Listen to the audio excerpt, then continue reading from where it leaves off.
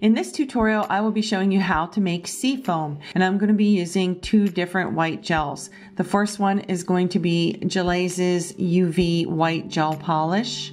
It's just a white gel polish that's in the little pot here, and you can buy these on eBay, and it can be used for art, you know, painting your nails, whatever. It's just a little bit thicker of consistency. Some cuticle oil. Using the waxy backs that the nail forms come on, you can just use wax paper. That'll do the same thing. Our cuticle oil, and we're just going to brush some of it on the form.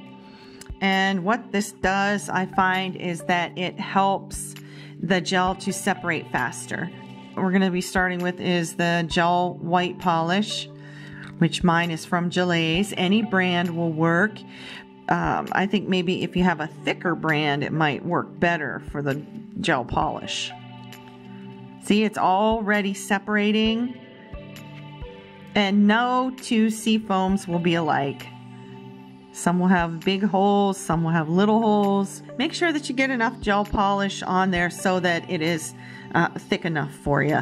I cure this in my UV lamp for 2 minutes is a recommended time, but you know what? I over cure it. And the reason I like to over cure it is because then I don't have to wipe it.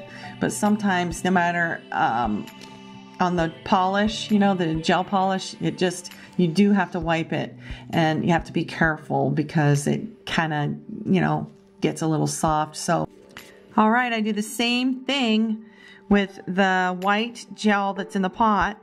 I'm applying my cuticle oil now. I like the gel in the pot better because it's a thicker consistency. It makes a nicer SEAFOAM, and it's a stronger SEAFOAM too when you go to cut it, and it's just, it has some body to it. That's why I like the gel that's in the pot to use. And just go ahead and add it.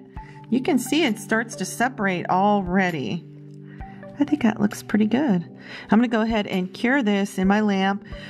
When you clean the tacky layer off of your SEAFOAM, you wanna do it gently, especially if it is the nail polish, the gel polish.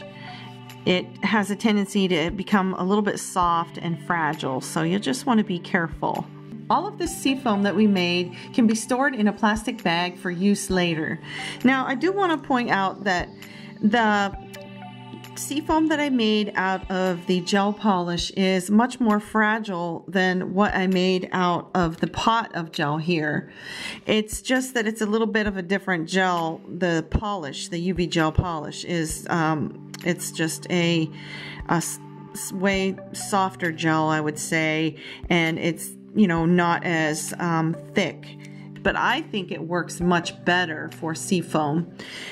Like I said, this is the one made from Gelaze. Now, maybe it's just Gelaze that is kind of fragile. You know, maybe another brand won't be so fragile. These pieces right here are what I made out of the pot, and you can see it's a lot more flexible, thicker. What I like about the gel in the pot too is if you cure it for 5 minutes, you won't have to wipe off the tacky layer. It will be gone.